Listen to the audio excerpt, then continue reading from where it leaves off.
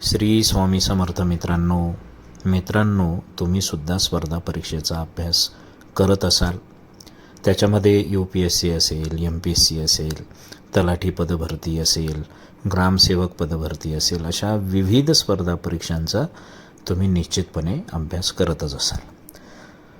मग हा अभ्यास करतेवेळी एक टप्पा निश्चितपणे असा येतो की तुमच्या मनामध्ये प्रश्न निर्माण होतो, तुमच्या मनामध्ये शंका निर्माण होते की एवढ्या अफाट स्पर्धेमध्ये त्या ठिकाणी माझा निभाव कसा लागणार, त्या ठिकाणी मी जो अभ्यास करतो आहे त्या अभ्यासाचं फळ मला पोस्टमध्ये रूपांतरित करता येणार का, अशा विविध प्रश्नांनी, अशा विविध शंकांनी त्या ठिकाणी निश्चितपणे आपल्या मनामध्ये घर केलेलं असतं.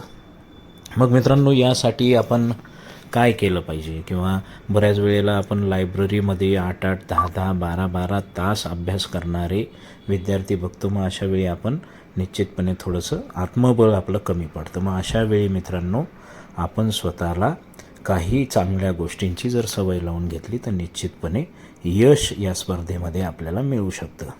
त्याच्यासाठी सकाळी लवकर उठणं असेल, ध्यान करणं असेल, आध्यात्मिकता जपणं असेल, आणि सोबतच मित्रांनो व्यायाम करून त्या ठिकाणी आपला 8 ते 10 तासाचा अभ्यास नियोजन रूपाने त्या ठिकाणी केला पाहिजे.